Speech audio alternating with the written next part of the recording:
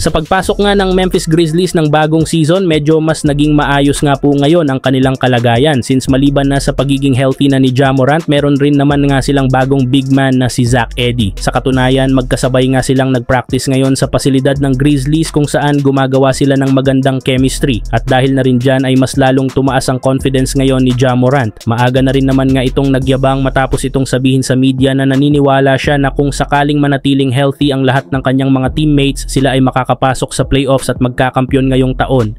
Pero bago man yan, sisiguraduhin muna nga nila ang kanilang mga laro sa regular season upang makabalik silang muli sa playoffs matapos nga ang hindi magandang nangyari last season dahil sa kanyang pagkakaroon ng injury.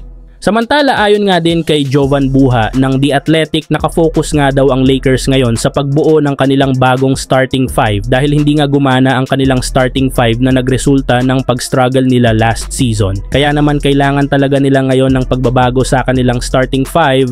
Sa kataunayan, una na nga sa kanilang option ay si Jackson Hayes na sa kanilang dating starter na sina D'Angelo Russell, Austin Reeves, LeBron James at Anthony Davis na ibabalik sa pagiging power forward upang mas maipakita nito ang kanyang tunay na potensyal. Maaring naman maging legit na contender ang Lakers sa susunod na season kung makuha nila si Miles Turner mula sa Indiana Pacers. Sa iminungkahing trade ng isang NBA analyst, ibibigay ng Lakers sina Rui Hachimura, Jackson Hayes at isang 2031 first round pick kapalit ni Turner. Ang trade na ito ay maaaring magbigay ng malaking benepisyo sa Lakers. Si Turner na may kakayahang magbigay ng floor spacing at shot blocking ay magiging sentro ng Lakers na magbibigay daan kay LeBron James at Anthony Davis na makapag-operate at makapag-drive sa basket ng mas malaya. Magiging mas maginhawa si Anthony Davis na maglaro bilang forward, isang papel na hindi niya ganap na nagawa noong siya ang sentro. Si Miles Turner ay nag-average ng 17 points at 7 rebounds noong nakaraang season at magiging pangunahing rim protector ng Lakers. Dahil nasa huling taon na ng kanyang kontrata, kung maganda ang kanyang performance sa Lakers, maaaring bigyan siya ng bagong kontrata sa hinaharap. Kung pipiliin niyang maging free agent pagkatapos ng season, tiyak na makakabawi pa rin siya sa Lakers sa loob ng isang taon na maaaring magbigay sa kanila ng malaking tulong para maging mas malakas na contender sa playoffs.